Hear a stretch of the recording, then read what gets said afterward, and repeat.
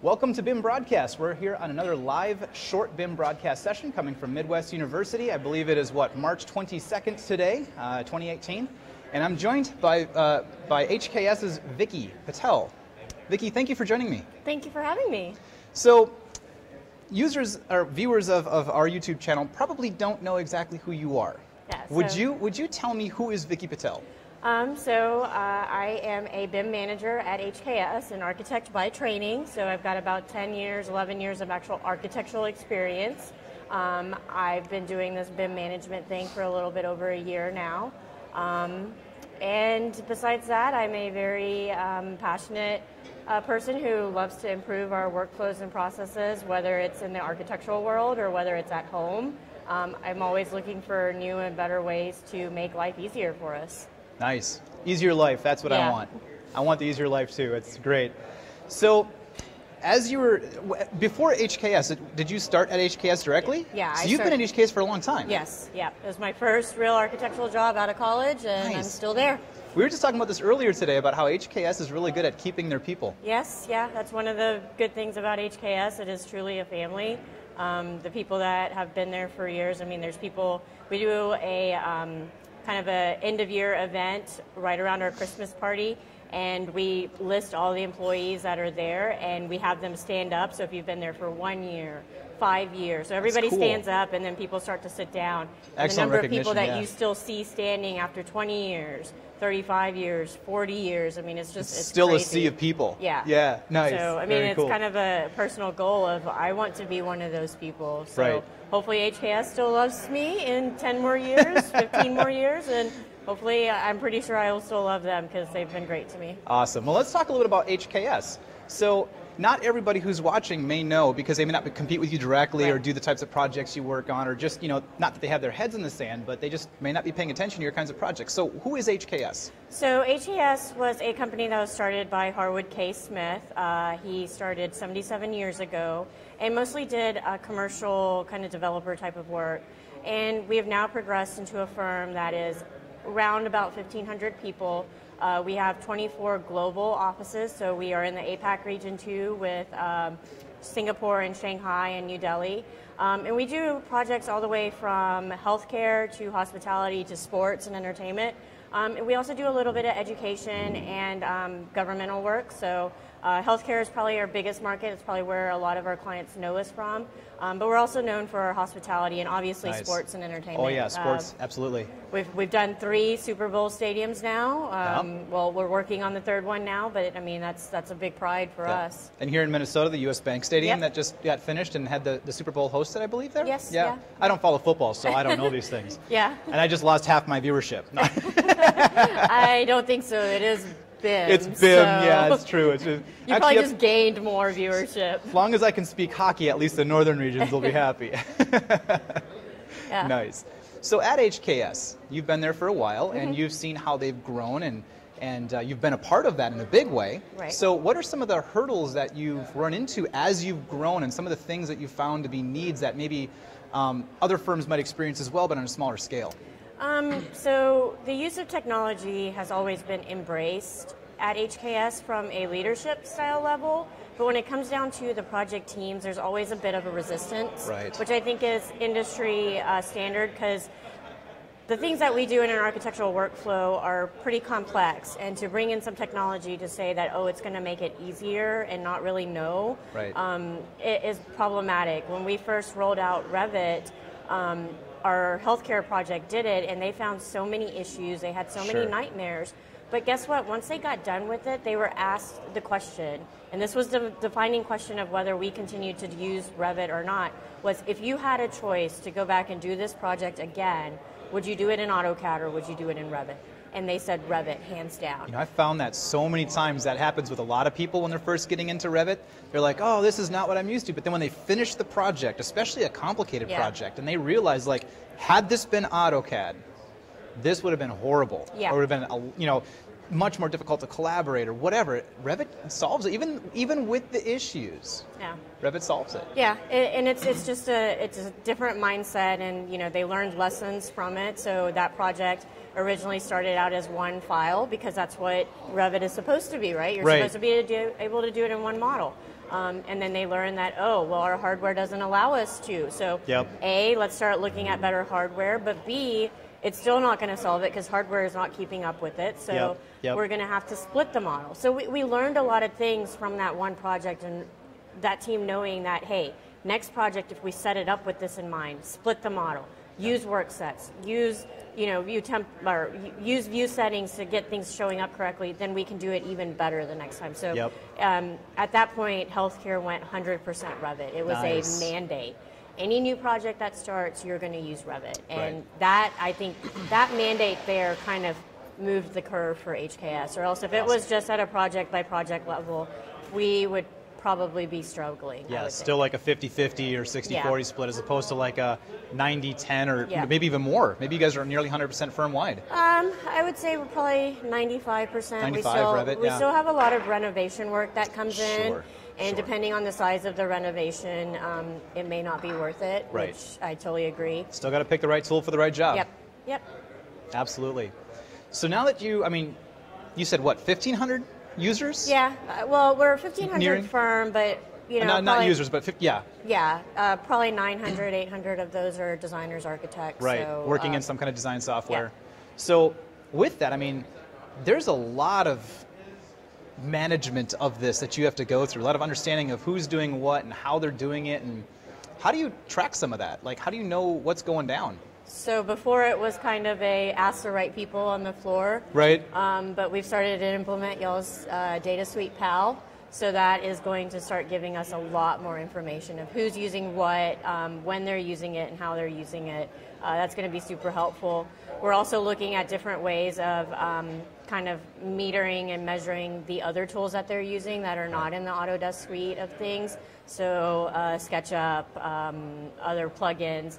We're looking at how we can start monitoring those because it's twofold. Whether the tool is being used when we implement it is important to us, but if it's not being used, we want to know why. Right. But if it is being used heavily, then maybe we need to relocate some of our resources to get more of that tool available to people. So it's always good to get the best return on your investment. Yep.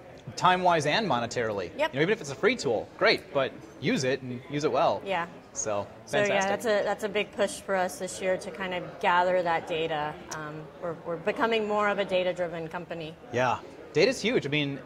We're building information models. They're data-rich. Yep. Your main stage, you talked about it basically being bits and bytes, and if you can consume that in a way that's meaningful outside of Revit or outside of your design software, that's huge for understanding your business. Yeah, it absolutely is.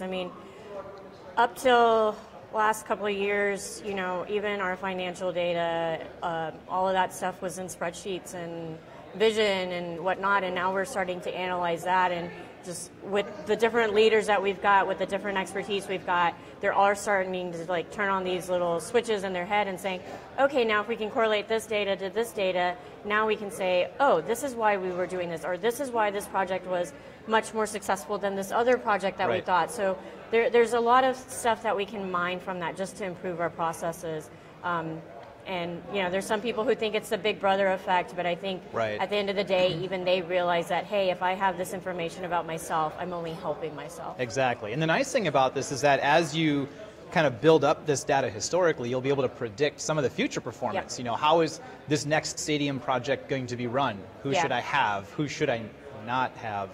That's maybe big brothery, but to be honest, some people aren't specialized in certain things, and you can find that out. Yep, absolutely. Just having some of that information for the next trend of technology that comes around is also going to be helpful. The CAD to Revit migration, if there was historical data of the amount of time that an AutoCAD project took versus a Revit project, we would be able to convince those naysayers still that, it takes longer to do this in Revit, I can do it faster in AutoCAD. And having that metrics now for the next trend is going to be huge. We can't go back and do... can't do a time machine to go back, but we can definitely start. Darn it! Yeah. Now, if we can invent a technology that will take us back in time, there's a lot of things I'll change. So I actually wrote that down on my wish list. I'm going to go back to the office, and my best programmer, Dave, he's going to be like, writing me that time machine when I get back there. And he's shaking his head behind the camera at me. No! So let's break this down a bit, because again, HKS is big. You guys have a lot of resources and a lot of talent to lean back on. So let's say the non-HKSs of the world, how do they get their feet wet and start getting into this so that they can benefit from sort of similar things without having a huge investment in technology? Well, if they're already investing in Autodesk, they have access to Dynamo. Right. I would totally suggest just start Googling. When I started it, all I Googled was Dynamo, and then whatever I was looking for. So if I was looking for pulling the number of work sets, Dynamo, how do I pull the number of work sets from a Revit model? And the community is so great that you'll see graphs and you'll see comments from people and you'll have updated graphs that you just start pulling those nodes together and start building it and then run it, just test it. Yeah. The very first computer I ever got my hands on was a computer my dad brought in for our hotel key card machine. And it was a Windows machine, and I asked him if I could play on it. Of course, I started playing solitaire and stuff. And then Great first game. Then I started messing with some of the Windows settings, and I decided as a little kid I was going to change the size of the Windows title font to an extremely large number and just hit apply and see what happens. Oh, it took it, and now I didn't know how to undo it because I couldn't see the change back, and I was like, oh my God, I just broke the computer. Yep. And I had to explain that to my dad, and I was like, it's not really broken because it still comes on, it's just everything's huge, so I got to figure out. So I learned that, the whole tab, and you could tab through it as long as you know where the things is, and to convert it back. So to me, I was like, that was a learning moment for me, is just go in there and try to break it. Right. And then you'll find the solution that you're looking for. So anybody that's trying to do that, that's what I'd say is just start off with what you're trying to look for, get out on the communities, get my email address, email me if you can't find it on the community. We'll find a way to get it out of it. Like Shawn said, Revit is a bunch of ones and zeros. It's in there, we just have to find how we pull it out of there. Exactly. So Dynamo's a great first step, to kind of test out, getting some of this information. There's other tools that are out there too. I don't necessarily want to be a sales show here, but CAD Technology Center just released a data suite of tools. That's the Project Activity Logger. It's a brand new release. It's not like anybody would have known about this much, but Project Activity Logger that gives you some of this information, and other ones that's like capturing snapshot data, and it makes it easy. Yeah, for those that have a little bit more resources or would not like to go the Dynamo route, because it is very manual, I definitely recommend PAL. We did that. We were doing the Dynamo thing last year. You guys kind of gave us a little hint on PAL, and we said we'd like to sign up for that, and we've been using that, and it's fabulous. I can pull up a dashboard right now, and the people that are in my pilot project, I can see the health of their model right now. So even when I'm on the road, actually the dashboard is on my phone, I can pull it up and say, look, your warnings have increased again, and these are the ones you need to fix. These were not there yesterday. We need to fix these because you're about to start seeing other issues. So being able to have that, especially in this role where you can't all be in different offices. We unfortunately don't have the resources where we have a BIM person in every office. Right. So being able to have that to where I can even pull up something for our LA office while Cindy's here with us and give them that feedback is fabulous. So if I were to have started this over and seen PAL back then, I would have jumped on that bandwagon. Sure. The Dynamo route did teach me a lot. It taught me what can I pull, so that when I come to you guys and say, hey, what about this? I'm not coming from a mysterious world of, oh, it can't be done. Hey, it's pie in the sky. You have an idea. Right. Yeah. So y'all's tool has been absolutely fabulous. Well, thank you. There's no doubt about it. Again, not a sales pitch, just honest feedback. Yeah. I've seen the other tools out there. There's benefits in those, but there's also the cons. There's different processes to it. Right. And the fact that yours works in the background, this way I can also see projects that I haven't logged into it and see what else are people working on. It is kind of a big brother effect, but a good big brother. Oh, yeah. It's the big brother that's coaching a little brother to be better. Yeah. That's the goal.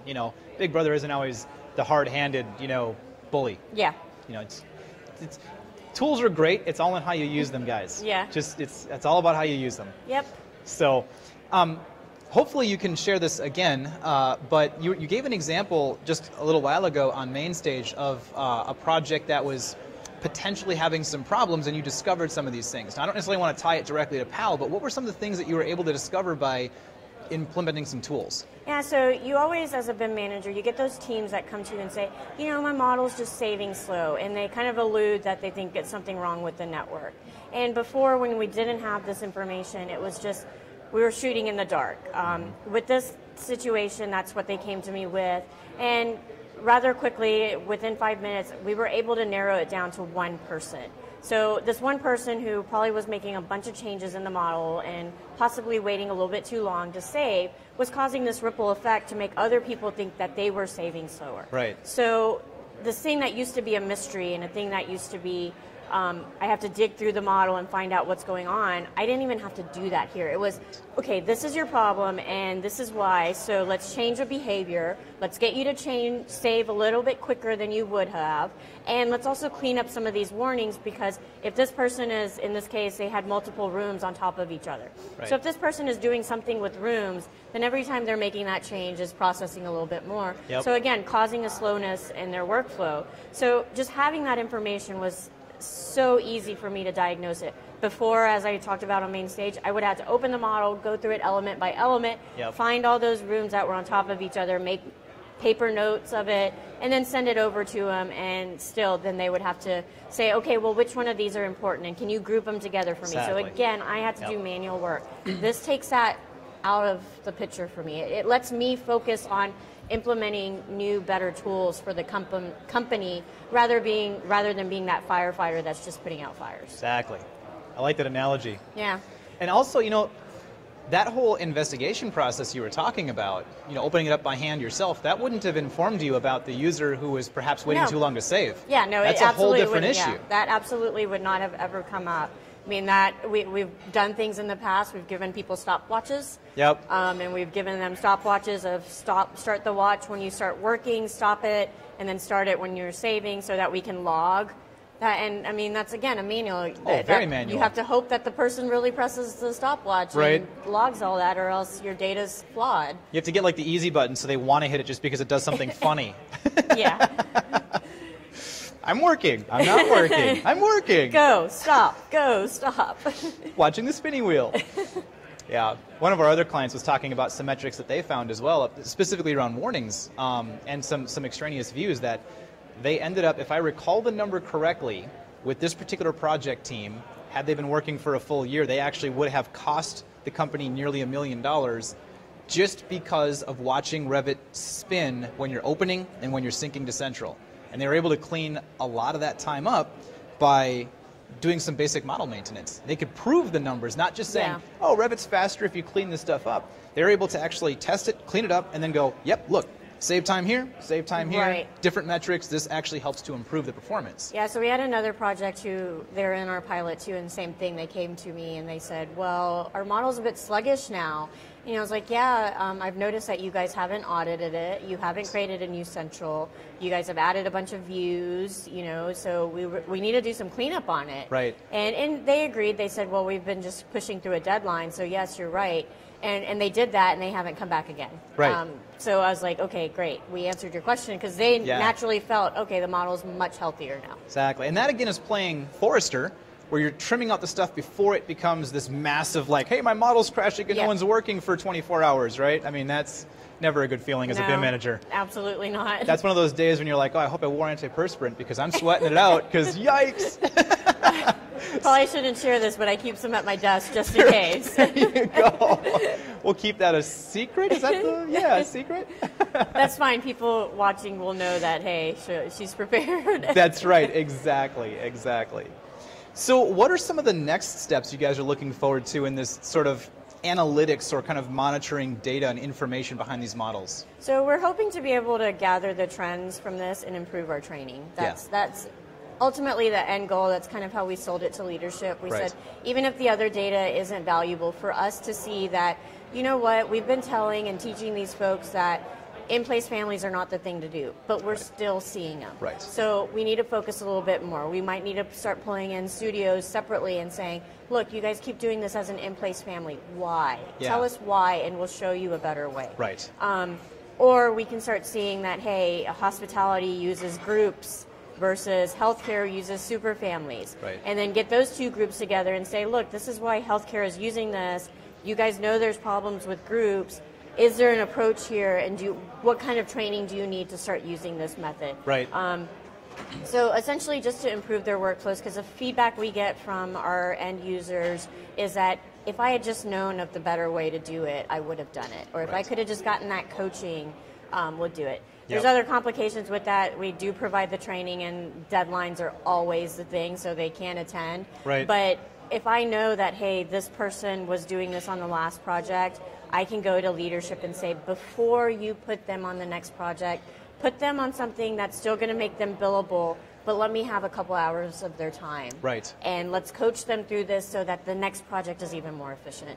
So it helps us target the training that we need and improve our trends. I mean, that's hopefully going to be huge for us. That means a lot of work on our side. We're going to have to generate a lot more training, a lot more video footage. Up front. Right. But that's going to save you a ton of work in the long run. Yep, absolutely. And that's also where the positive Big Brother image comes into play, right? I mean, yeah, the tool is Big Brother-ish, but you're using it to benefit the company and the person. You're enriching them because they're now being able to work more efficiently. And they may not even, a lot of cases these users don't necessarily know the questions to ask. They don't know why they're working slowly. They're just working slowly. Yeah. And if you can derive why and you can say, look, I think you can improve upon this. Let's do a little training session. And then they can go, oh, this is awesome. I wish I'd have known this, months ago. Right, absolutely. Yeah. So it's good for them. Yeah, it is. Just some of the things that we've done now with having PAL in place, many of them now, the next project that they start, of course, they're like, well, we want to be on the PAL, but we know that we set up the last project incorrectly. So can we sit down now and go through this and set it up correctly? And that's going to be even a better metric for us because that's a start from zero project to the end. So we should be able to have a full case scenario of this is a brand new project that got started, that PT had the involvement of setting it up, and now this is where it's headed. To kind of use as a poster child, hopefully, or also help us learn that, hey, this might not have been the best setup, so should we go back and evaluate this? Exactly. And then hopefully also be able to provide information back to Autodesk. I mean, Autodesk creates these tools, but they don't use them. They're not architects, so they need the information from us. And if we continuously see that this one warning is always common, well, there might be another glitch in the program that they just don't know. We've discovered that, and being able to mine that and have actual numbers to share with them, that's going to go a long way. Absolutely. Autodesk needs those numbers. They certainly do. You can't just sit there at their door and complain. They want us to give them a proof, so we can now do that. So let's switch gears a little bit. In the world of building information modeling, when you're going back to HKS, sitting at your desk, doing your day-to-day, and you're like, gosh, I'm sick and tired of troubleshooting whatever. What about the world of BIM is getting you excited? Like, what's coming, or what have you seen, or what maybe are you about to implement that you're like, this is super exciting? So I would say we kind of have implemented it, but what's super exciting to me is being able to take a virtual model and actually just send that over to constructors, the GCs, and have them build from there. Nice. I mean, that's, to me, we're doing it with 3D printing now, we're doing it virtually, but to be able to see, just hand over a model and say, you're good to go, and go build from that, that's what excites me. That's what I want to push the company towards, the industry towards, because that is going to allow architects to go back and do what they do best, innovate, provide better designs, rather than spend time annotating on drawings, dimensioning drawings. Exactly. I mean, why do we need to do that if the information is in the model? So as long as you build your model accurately, then you shouldn't have to dimension drawings. And that's the key. So that's what excites me of being able to do that. And then secondly, if that model exists, if it was what the building was built from, then you can translate that and give it right back to the owner, and now they have a facility maintenance model for them, and when they want to do a remodel, it comes back full cycle to us and say, here you go, we just want to modify this, and it's less work. Right now it's so daunting because it's so much work up front, but we're not looking at the future of when the Viking Stadiums needs a renovation. We should be able to pull that as-built model and say, okay, we're good to go. Instead, we're probably going to have to do some work unless, I do know that we did transfer model over to them, so they do have that information. But I know for owners, the facility maintenance part isn't there yet either. So, I mean, a combination of all of that is great. I have some friends out in the market who are developing an app who are actually mapping the inside of the buildings. Nice. And it's for the GC community, essentially, to where when you're on the job site, you don't have to kind of figure out where you're on the plan. You pull up the app, and with the geolocation, it's telling you on the floor plan, this is where you are, and then you can turn on the MEP layers and see where the ductwork is. Nice. I mean, that is what our future should be for architects, building owners, and the construction industry. Yep, agreed. That should, I understand it's got to be private information, but if you own the building, you're working in it, you're vested in it, you should be able to have that data at your hands. We have everything else on our phones, why can't we have that? Exactly. Now, question about that, because I know a lot of the GCs that will probably be watching this go, never will I use an architectural model to directly build off of. What's your answer to that? We've got to have more collaboration. Yeah, we do. I mean, we're still in this industry where GCs need architects, architects need GC. Yep. Let's stop putting a border between it and let's start making it one. Right. You know, IPD projects are great for that, but why isn't every project doing that? Yeah. We should be working as a team from day one. We need to learn from our mistakes, whether our details work or not, and they need to learn from us of, hey, this is a reason why we don't just do a square box, right? I mean, there's that aspect of it, and there are many GCs that are starting to do that, and it's absolutely great. There are still some that, you know, feel like there should be that line and border, but I think more of them, as they see how they can make more money doing it this way, are going to jump over that border and say, let's work together and do this, because it's only going to help us prove to the client that, hey, we built your project faster, quicker, with less money, and the next time we do it, we're going to even improve on that. So it's just going to continuously make things more efficient. So those two guys I was telling you about, they have that philosophy, and unfortunately we don't have a project with them at HKS, but they're doing it with other projects already, that even though they're not on an IPD project, they're consulting with the project team as soon as they get onto it and saying, let's get together and let's review the process and what can we do as GCs to help you model this better, or help us understand the design better, so we're not going through all these VE processes and such. So, and that's really a good way to build rapport with them too. I mean, get that relationship going, communicate. I mean, that communication's key with all things in life, but especially this. And then, you know, get those relationships together so that they can trust your model. And model accurately. Don't cheat on stuff. Model it right away, and then they don't go, oh well, this wall's wrong, I can't trust anything, because that's what they're going to do, right? Well, you got to be accurate. And there's the tools aspect of it too. So, you know, if the tools would kind of be designed to, I guess,